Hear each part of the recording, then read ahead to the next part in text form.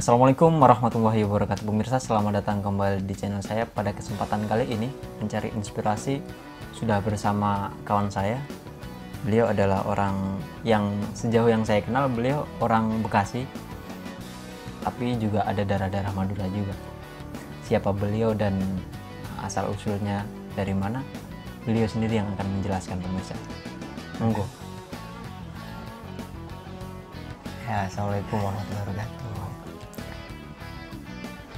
Jadi introduction-nya memperkenalkan diri. Memperkenalkan diri. Ya, nama saya Muhammad Habis Solihin. Asalnya dari Bekasi tadi. Dari Bekasi. Kalau yang Madura tuh abah saya, ibu saya Jawa. Jadi campuran Jawa Timur sama Jawa Tengah. Seberapa kental darah Madura dalam diri lo? Kalau darah persentasenya, karena saya nggak besar di Madura, nggak besar di Jawa juga. Oh gitu. Jadi tinggalnya di Bekasi kan. Nah, di Bekasi pun juga sampai lulus SD. Setelah lulus SD saya ngerantau belajar, menempuh pendidikan lah di luar kota, Di luar tanah kebesaran. Kalau di Bekasi sendiri budayanya ya Betawi ada, Sunda ada. Jadi kalau ditanya Identitas orang Orang mana Madura atau orang Bekasi nih? Biasanya kalau misalnya ditanya orang Madura atau orang Bekasi, saya nggak bisa jawab ya. Paling saya bilang saya orang Bekasi. Gitu. Orang Jawa kah atau ini? Bilang orang Jawa juga nggak bisa bahasa Jawa. Dibilang orang Madura nggak bisa bahasa Madura. Masa lu nggak bisa bahasa Madura? Orang kalau ngomong paham. Sama kayak orang ngomong bahasa Jawa. Ya. Cuma Kayak kalau gua misalnya kita bahasa untuk Jawa gitu ngejauh nggak bisa, tapi paham gitu. paham, benar kayak gitu. Kalau misalnya ada orang ngomong kita paham, untuk balikinnya kurang, Bingung kita. takut salah kita kan, karena ada tingkatan bahasa kalau di bahasa Jawa tuh kan. Tapi di Madura masih banyak saudara di sana. Banyak, keluarga Di banyak. Madura daerah mana? Daerah Sampang. Sampang.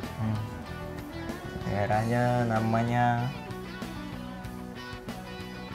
Kotem. Itu Sampang itu bagian timur atau barat? Sampang tuh pertengahan, jadi Di tengah-tengah. Utara apa selatan? Kan ada Pantura ya, ada Pantura. kalau masuk ininya mungkin ke selatan ya, di bawah. Berarti lewat Suramadu. Wah, iya, Suramadu, Madura lewat Suramadu semua. Kemarin soalnya wawancari Bang Agus, dia bisa naik kapal, oke. Suramadu oke. Soalnya kalau kata dia, kalau dia lewat Pantura kan kapal itu lebih cepet lah hitungannya. Gitu. Ya mungkin bisa, cuma kalau misalnya kita dari Jogja nggak usah repot-repot, Surabaya, habis Surabaya turun dari Jogja ke Surabaya naik bis langsung bisa ke Madura. Kalau ini kita naik bis udah ada jalurnya sendiri, cuman ganti terminal aja. Oh gitu. Kalau mau dari Jogja ya, cuma kalau misalnya dari Jawa Barat atau segala macam ya mungkin ada kapal. Oh gitu. Kalau dulu sih naik kapal sebelum ada jembatan, cuman sekarang kan udah ada jembatan, aksesnya udah ada. Ada, nah kayak Kendaraan bisa naik semua. seberapa sering lu balik ke Kemana? Madura? Madura jarang. Lebaran lah ya, biasanya Lebaran Biasa aja. Lebaran. Momennya momen Momen hari besar lah. Kalau ada acara keluarga itu biasanya balik. Ya nggak, kalau hidup sih nggak lama. Kalau di Madura juga nggak lama. Paling lama ya hidup saya di Jawa Tengah, Jawa Timur. Ini di Jawa Tengah nih, di Jogja udah lama 7 tahun. Ya paling lama ya di Jogja ini. Gitu. Berarti di Bekasi nggak lebih lama dari Jogja berarti? Ya itu kan kecil, Bos. Ya ibaratnya kita nggak merasakan Nggak menikmati merasakan. gitu. Kalau masih kecil kan saat itu, masih Ibaratnya SD. kita masih belum begitu berakal lah. Oke bos, lu kan Oh, bahasanya pakai lugu-lugu ya. Oh Ya ya. nggak apa-apa, ini kan apa namanya kontennya. Kadang ini apa ada kayak ya tergantung musuhnya ya. Maksudnya lawan bicaranya siapa, kadang ya Anak muda biasa. kalau ya begitulah intinya kayak gitu. Pengalaman ini bos apa ya? Warna. Oh iya, yang tadi pertanyaan kenapa lulusan apa namanya Gontor? Lu kan ibaratnya dari Gontor nih, Oh ya, lulusan Gontor. Corak-coraknya itu berbeda-beda gitu. Itu bagaimana tuh kalau lu mendeskripsikan tentang itu? kalau corak, maksudnya corak alumninya. Corak alumninya kenapa berbeda-beda? Ya mungkin dari latar belakang keluarga awal. Kalau latar belakang keluarganya apa namanya, misalnya ada punya bendera satu atau bendera ini segala macam, ya cenderung condong ke situ. Atau anaknya bisa juga independen karena apa mungkin karena didikan di Gontor memang apa namanya dibiasakan untuk berdiri di atas untuk semua golongan, jadi dia menaungi. Kebanyakan ya penuh dengan toleransi sih, maksudnya tidak terlalu fanatik ke satu bendera atau apapun itu, terlepas dari ormas apapun itu ya. Dari situlah kekayaan itu lahir, kekayaan jiwa untuk menghargai perbedaan itu. Ya mungkin faktor utamanya di situ sih kalau menurut saya, karena melihat kiprah beberapa alumni Gontor ada yang mungkin bisa jadi ulama independen dengan pemikirannya, dengan kebudayaan yang dia pegang. Ada yang memegang pucuk kepemimpinan tertinggi di suatu ormas, entah itu ormas A atau ormas B. Itu kenapa bisa seperti itu? Padahal apa namanya warnanya tuh kan dididik dari satu lembaga pendidikan yang sama di pondok itu kan. Kenapa ketika di luar tuh mampu untuk memimpin ormas besar itu? Ya karena apa kekayaan jiwanya, dia terbuka terhadap perbedaan tersebut. Akhirnya ketika dihadapkan dengan apa namanya masyarakat yang heterogen, dia sadar terhadap masyarakat heterogen yang ada di Indonesia, dia nggak kaget lagi karena sudah terbiasa. Mungkin letaknya sih di situ, begitu. Kekayaannya di situ, cara berpikirnya memang dididiknya seperti itu oleh para Trimurti, para kiai-kiai kami, ini didiknya seperti itu. Berarti apa ya, dari awal emang sudah kayak ada semacam patokan gitu loh, bahwa nanti ya kita itu pada akhirnya bisa hidup dan bisa menerima perbedaan. Itu tadi yang apa? Ya. Sikap toleransi itu ya otomatis kayak ada gitu loh. Ya seharusnya dari apa yang kita ambil saat dulu di pendidikan di pondok, menurut saya hal itu sudah tertanam di dalam jiwa. Cuman yang paling lebih signifikan kenapa hal itu tertanam dengan sendirinya, karena mungkin kita kebiasaan, kita di asrama itu pun dengan apa namanya kampung kecil, yang di sana tuh kita hidup bersama orang dari suku lain, dari daerah lain, itu terbiasa dengan perbedaan tersebut.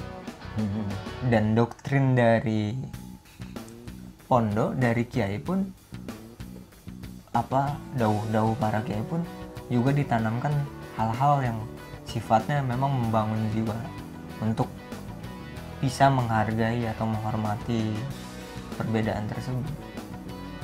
Jadi kita terbiasa di situ. Kalau untuk kenapa, mungkin ya nggak semuanya, mungkin ada juga beberapa orang yang pribadinya atau diwarnai oleh pengalaman dia yang lain atau segala macam. Tapi kan kita tidak membicarakan itu 1-2 lah. Cuman kebanyakan memang dari hasil pendidikan yang kita dapat di sana itu kita bisa terapkan secara langsung di masyarakat, itu udah bisa. Bahwa seandainya kita tidak buta terhadap apa perbedaan. Bahwa seandainya apa namanya, kita sadar bahwasannya memang masyarakat kita tuh masyarakat yang heterogen, dan dari hal tersebut potensi konfliknya tuh besar. Ya kita nggak usah ngomong masalah suku lah, masyarakat Indonesia ini kan beda, baju supporter aja bisa berantem bos. Bener nggak? Padahal satu hobi. Padahal satu hobi ya kan, cuman beda sepatu beda baju warna. supporter aja, beda warnanya bisa kayak gitu, apalagi ke tahap yang lebih gede kayak suku, kayak keyakinan segala macam. Jadi kita terbiasa terhadap hal seperti itu. Jadi kalau misalnya ada hal-hal yang bertabrakan atau segala macam, kita sudah punya pegangannya, yaitu pegangannya adalah wejangan guru-guru. Kenapa harus seperti ini, kenapa harus ini, kayak ada semboyan filosofi di Gondok tuh berdiri di atas untuk semua golongan. Jangan terlalu fanatik, tunduk bahu pikir, perusahaan nyawa netizen. Ada lagi seperti apa ya, sugih tanpa bondong, lurut tanpa bolo, gitu ya tanpa aji-aji, satrio panen gitu itu. Jadi satria yang benar, satria tuh kaya tanpa harta, doyo tanpa aji-aji, kuat tanpa ajian, menang tanpa menjatuhkan. Nah itu kan memang wejangannya cuma 3, cuman aplikasinya untuk kita hidup, bekal kita untuk hidup sampai di akhir hayat kita itu pengaplikasinya ketika kita di luar. Itu dulunya hanya sebatas dawuh guru yang pada akhirnya itu membekas di dalam ingatan kita, memori kita, dan mulai diaplikasikan perlahan. Metode hidup yang kita pakai tuh apa, transformasi wawasannya dari situ, Bos. Jadi sebenarnya apa ya, secara nggak langsung walaupun nggak dikatakan itu sebagai pendidikan toleransi, ya itu sebenarnya pendidikan toleransi ya kan? Itulah secara nggak sadar ya. Dan apa ya, maksudnya, dan itu yang terpenting gitu loh, maksudnya untuk kita terjun di masyarakat yang berbeda, ya pendidikan toleransi itu barangkali ada nanti ada mata pelajaran pendidikan toleransi supaya kita bisa saling menghormati nih. Benar. Kan ibarat kita ini di Indonesia kan semboyannya aja Bhinneka Tunggal Ika ya, iya kan? Nah, berarti kan orang yang menciptakan apa ya, kata itu Bhinneka Tunggal Ika itu kan ya, dia kalau dia nggak paham kita ini berbeda kan nggak mungkin juga dia menciptakan. Itu kemarin pernah saya angkat topik itu. Ini Bhinneka Tunggal itu tuh siapa yang membuat? Kita kan taunya Bhinneka Tunggal itu tuh ada di kitab Sutta Soma, peninggalan Empu Tantular saat kerajaan Majapahit. Ini Bhinneka Tunggal Ika itu kan berbeda-beda namun tetap satu juga. Yang menemukan atau menciptakan kalimat tersebut pun juga pasti tahu dampak dari perbedaan keberagaman yang ada di bangsa kita. Bahkan leluhur kita sudah mengatakan hal tersebut berabad-abad lalu. Itu peninggalan terpenting yang pada akhirnya dijadikan salah satu 4 pilar kehidupan berbangsa bernegara tuh. Salah satunya kan Bhinneka Tunggal Ika, setelah NKRI, setelah UUD, setelah Pancasila. Ya letaknya tuh ya itulah di situ. Bhinneka Tunggal Ika menjadikan kunci agar masyarakat Indonesia itu sadar bahwa seandainya keberagaman itu memang benar-benar ada. Tidak ada satu kesatuan utuh di dalam masyarakat Indonesia itu nggak ada. Tetap ada yang berbeda karena memang dari asal muasalnya pun kita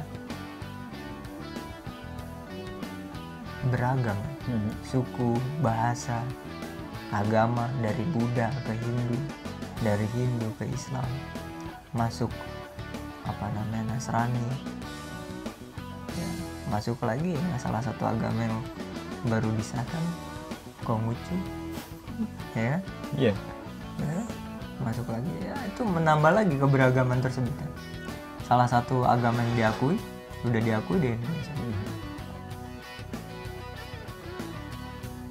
Ya aneh ya, jadi sebenarnya kan bicara tentang toleransi itu aku juga termasuk yang suka ngebahas tentang itu gitu loh. Jadi kayak kita menjawab kegelisahan, sebenarnya di Islam sendiri itu kan ya beda pendapat itu sesuatu yang biasa gitu ya. Tapi ketika udah lepas di masyarakat, kok begini nih gitu loh. Seolah-olah perbedaan itu orang nggak terbiasa dengan perbedaan, alergi tentang perbedaan. Atau jangan-jangan itu tadi kita masyarakat itu nggak dapat pendidikan toleransi. Ya itu yang salah satu memang itu tugas generasi kita untuk memikirkan isu tersebut diangkat menjadi isu publik atau kajian publik yang bisa diaplikasikan sampai ke instansi pendidikan, bahkan dari usia-usia anak masih dini tuh. Nah, kita kan ketika kita masih sekolah SD segala macam, kita didoktrin oleh kebiasaan di sekolah kita terhadap Pancasila, terhadap lagu kebangsaan, lagu-lagu nasionalisme.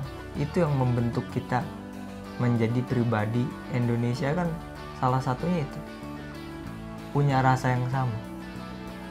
Nah, kalau topik seperti topik toleransi, topik lingkungan hidup itu diangkat sedari kita masih kecil, mungkin generasi selanjutnya akan lebih baik.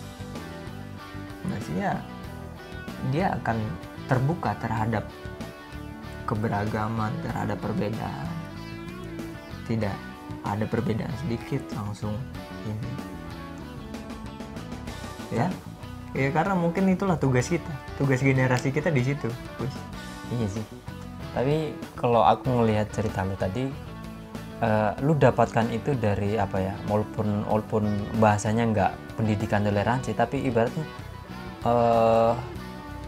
orang-orang yang ibaratnya sesepuh itu udah tahu kalau ini emang modal untuk terjun di masyarakat gitu kan. Iya enggak? Iya kan? Itu benar. Kalau aku ibaratnya belajar toleransi itu karena ibaratnya lu bisa toleransi, ada ujiannya nih kan, ibaratnya bisa nggak lu lolos ini kan, ibaratnya kan harus diuji nih. Ujiannya adalah ya ketika lu dihadapkan dengan perbedaan itu, bagaimana nih sikap lu. Barangkali aku belajarnya kayak gitu maksudnya aku hidup di Papua itu dengan ibaratnya suku yang berbeda, agama yang berbeda. Barangkali aku belajarnya dari situ gitu. Ya memang faktor lingkungan, faktor orang-orang terdekat mempengaruhi cara berpikir dan kebiasaan kita. Kadang-kadang di dalam masyarakat tuh apa yang kebiasaan buruk kalau seandainya sudah terjadi di masyarakat secara terus-menerus akan dianggap baik. Siapa ya? Hitler dong, kalau nggak salah. Bukan itu. Bukan. Itu salah satu kata-kata dari almarhum Nurholis Manji. Ketika kebiasaan itu di dalam masyarakat, itu kebiasaan buruk itu terjadi terus-menerus di dalam masyarakat, itu akan dijadikan wajar. Dan ketika ada seseorang yang berusaha untuk mengubah, pasti akan menjadi polemik. Jadi crash lah ya. Nah, jadi crash. Lantas gimana metode yang kita pakai? Nah, itu kita cari. Metodenya adalah kita membentuk pribadi kita untuk terbuka dulu. Diubah dari lingkungan terdekat, keluarga. Karena dari orang-orang terdekat yang bisa kita rangkul. Makanya nggak salah menurut saya ketika agama mengatakan ku anfusakum wa ahlukum, tolonglah dulu dirimu sendiri dan keluargamu, bukan suruh tolonglah dulu orang lain dan tolong dulu dirimu dan tolong dulu orang lain. Yang disuruh kan tolonglah dulu dirimu sendiri dan keluargamu dulu. Ketika itu sudah selamat, baru kau bisa memperluas kaliber. Mau bantu siapa? Orang-orang terdekat dulu kan. Letaknya di situ. Itu salah satu konsep agama yang bisa kita rasionalkan. Maksudnya dengan metode kita berpikir, telah nalar, kita compare dengan keadaan antropologis masyarakat kita seperti apa, relevan ya. Jadi masyarakat kita tuh kebiasaan ku anfusakum wa ahlukum nar itu dipakai perkaya dulu diri kita sendiri, perkaya dulu keluarga, bukan selamatkan diri kita sendiri dan selamatkan keluarga, cuman secara materi ya itu kan yang terjadi, dipakai juga, cuman konsepnya biasanya seperti itu, bos. Nah,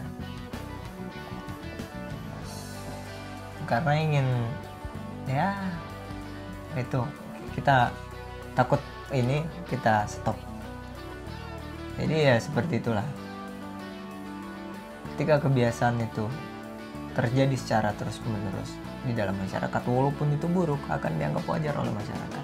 Ketika ada seseorang datang untuk mengubah, akan terjadi polemik, akan terjadi gesekan. Entah orang itu yang akan mental kalau dia powernya nggak kuat, entah masyarakatnya akan sadar. Jangankan masyarakat di era sekarang, di era Nabi Musa pun, ketika orang-orang Yahudi sudah ditolong dari perbudakan yang dilakukan oleh Firaun ke tanah perjanjian, mereka masih ngeles karena kebiasaan mereka seperti itu.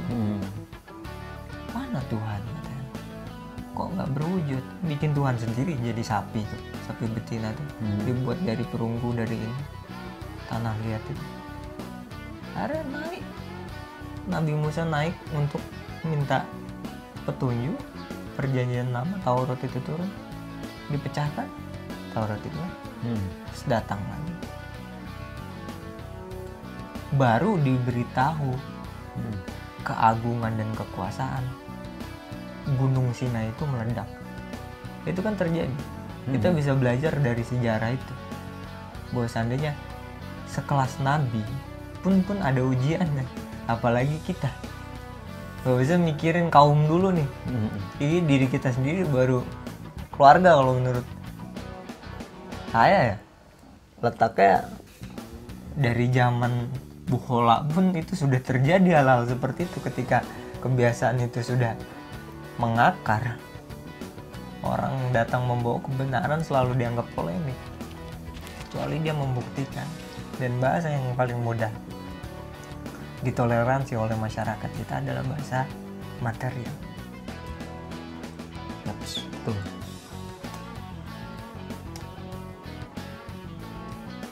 Tuh. Toleransi baru ada di situ.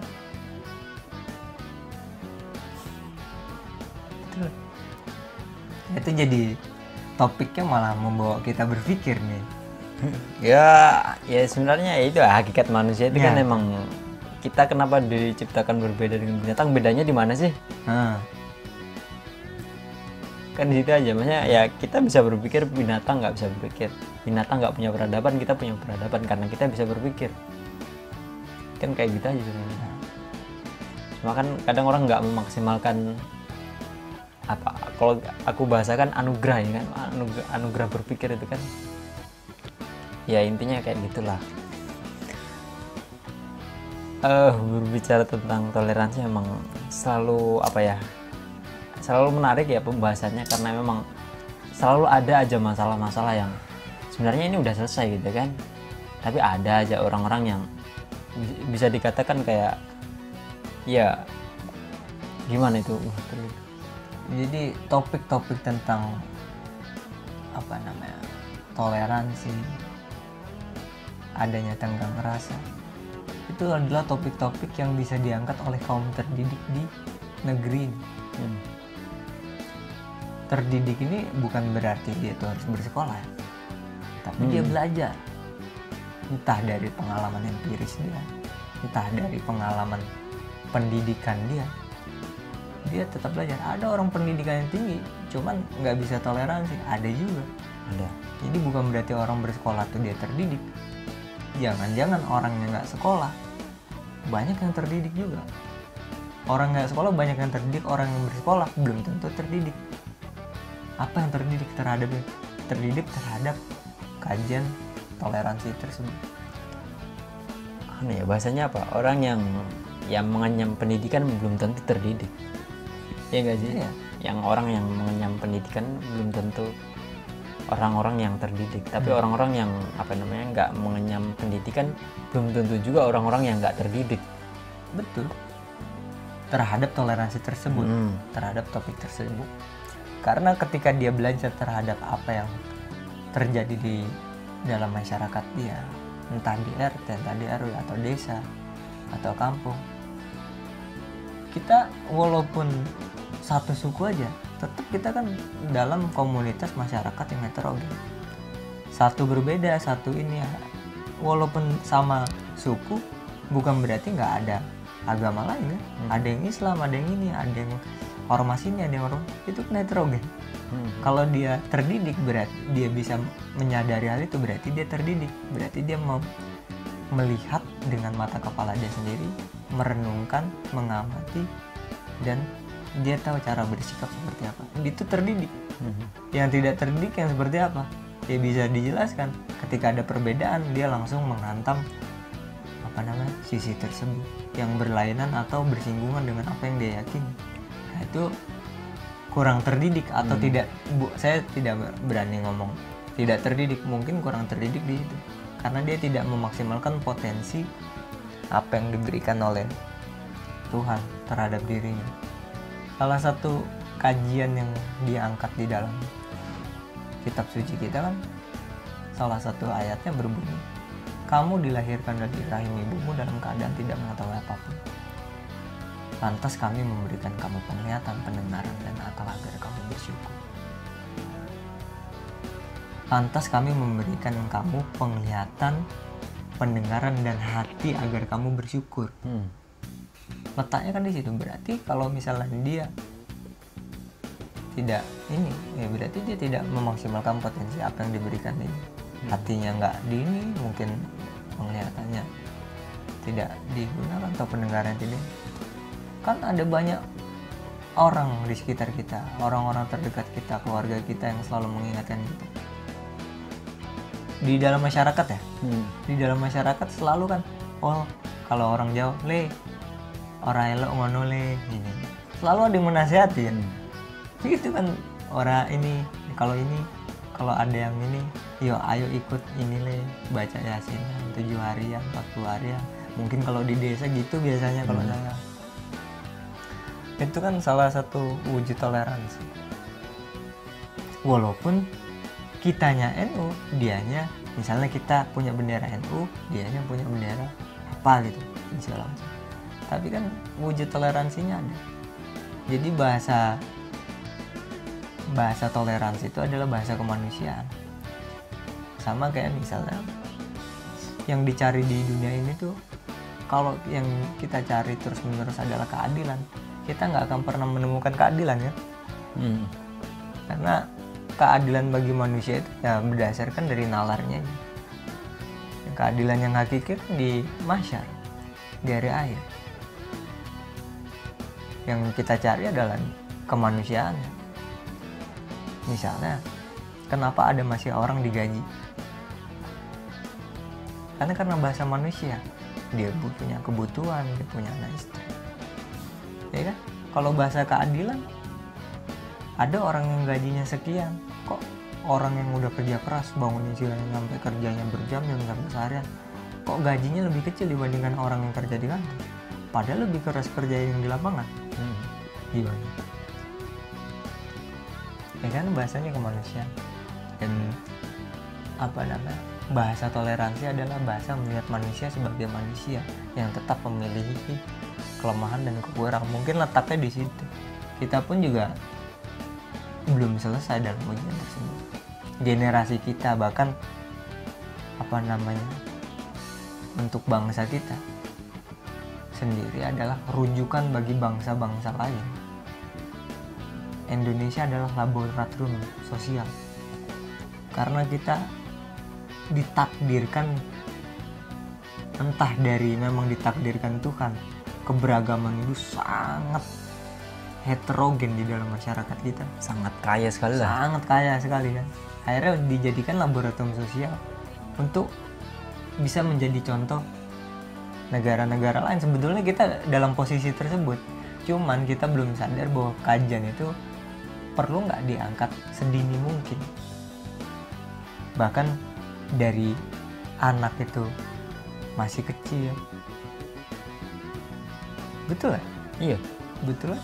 karena ya itulah makanya kebanyakan dari bahkan yang sudah tua-tua sekalipun ya kadang aku mentoleransi ya. Makanya kenapa orang kok nggak toleransi itu? Barangkali karena mereka nggak, ya itu yang ya apa yang tadi kita sebut sebagai pendidikan toleransi. Sekarang begini, salah satu contohnya, ketika kita terlalu fanatik terhadap satu bendera atau ormas atau apapun itu, atau suatu keyakinan, kita tidak akan bisa fleksibel terhadap perbedaan apa yang diyakini oleh orang lain. Contoh misalnya saya punya bendera ormas ini, saya punya keyakinan ini. Ketika saya berbicara dengan teman saya yang agnostik misalnya, atau dia percaya Tuhan tapi dia belum mau melakukan apa yang diperintahkan Tuhan, cuman dia udah bertauhid, dia masih memakai agama tauhid yang dipakai oleh Ibrahim, Musa alaihissalam, Nabi Sulaiman, belum sampai ke Muslim berserah diri sepenuhnya, sampai ke Islam belum.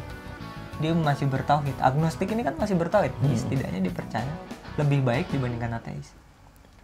Ketika kita mau mengajak dia secara perlahan dengan kekerasan karena kita terlalu fanatik atau kita punya keyakinan sendiri, mental nggak orang begitu?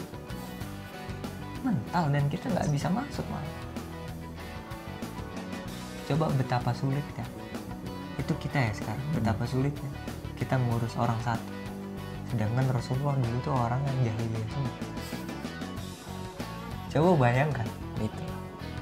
Tapi bagaimana Rasulullah ini diutimma makarimul akhlak dengan akhlak yang sempurna? Itu sulitnya mencontoh. Kita ngomong contoh ini nggak semudah itu.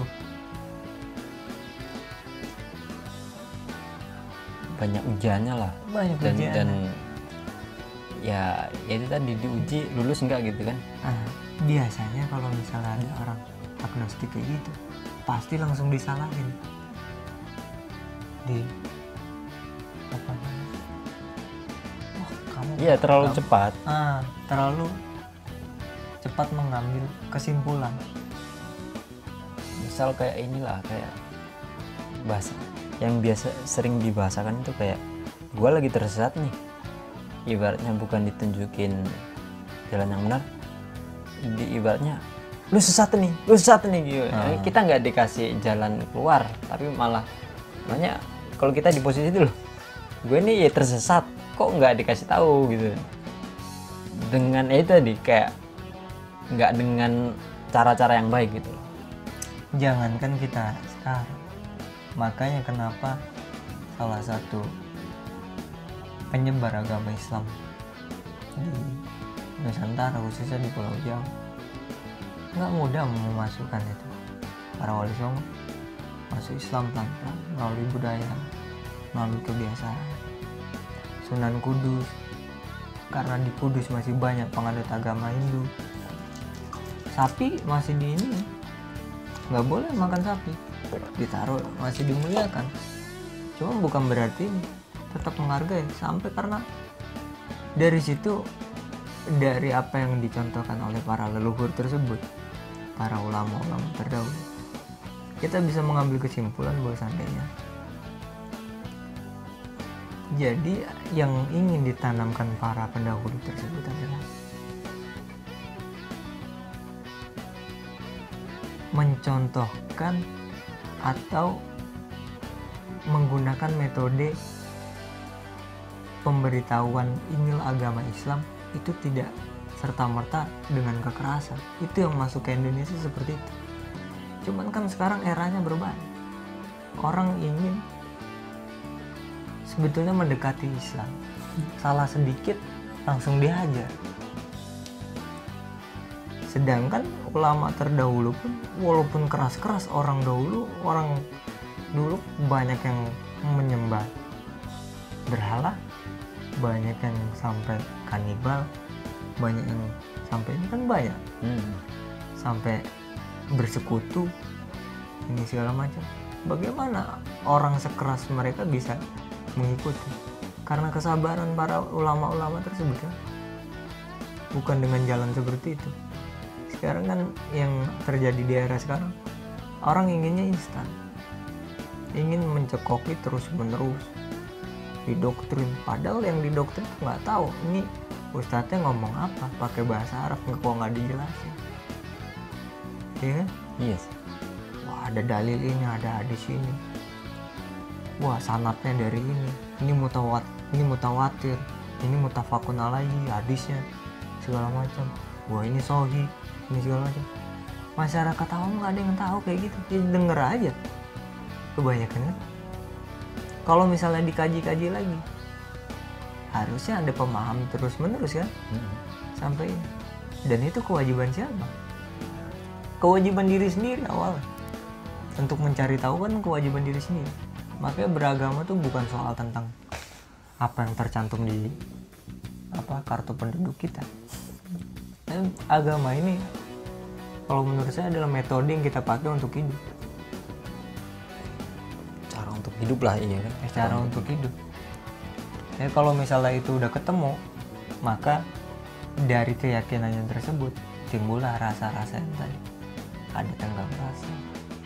Apakah tidak diajarin dalam semua agama? Kan diajarkan, apalagi secara konstitusi kita sudah sepakat terhadap Pancasila, terhadap Bhinneka Tunggal Ika. Itu sudah mewadai semua. Bener? Iya.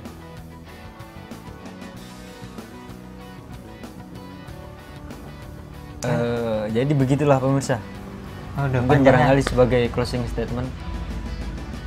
Ya apa ya, karena topiknya tentang antara kombinasi antara pengalaman hidup dan toleransi lah, sama corak-corak yang kenapa ibaratnya satu mesin bisa menghasilkan bermacam-macam karya gitu kan, barangkali kayak gitu. Karakter gitu.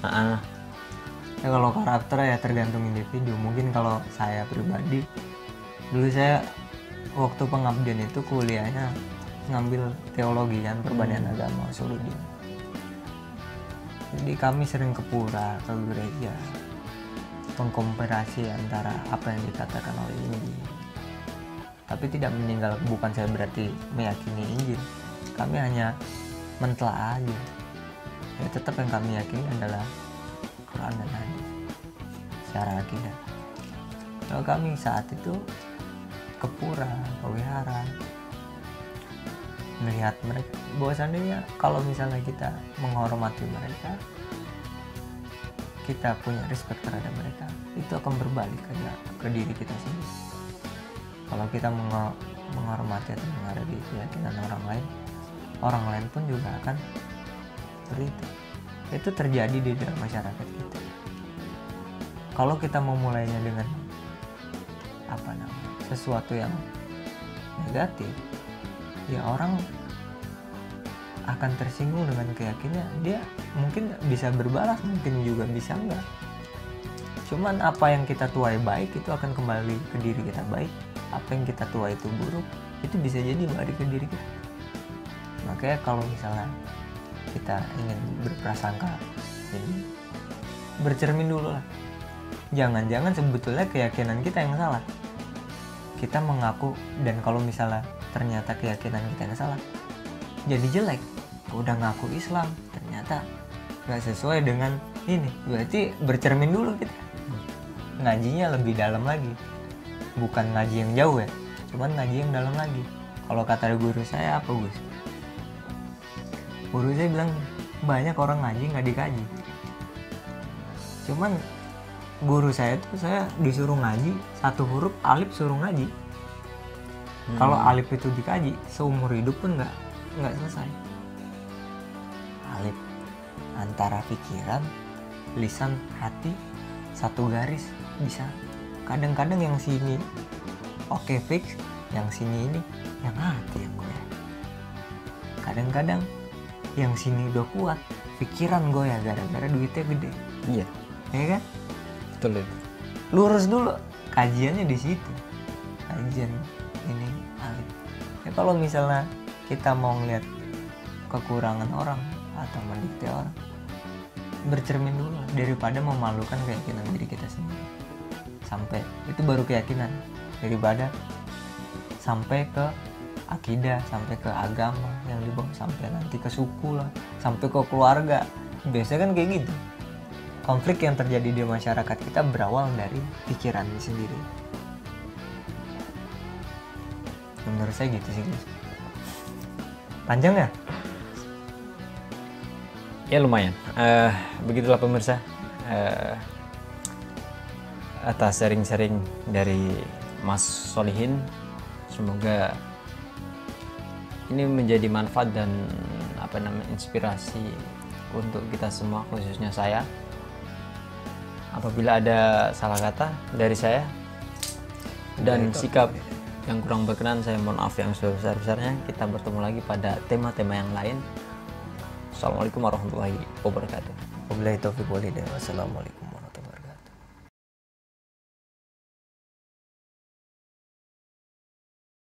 Dia punya jamaah bos, punya pondok. Makanya itu kan yang jadi dia dilaporkan kan di situ. Terus dia bertato, ngerti ya? Kalau urusan gitu kan urusan diri dia sama diri dia. Kalau urusan di ibadah ya urusan dia sama yang kuasa kan.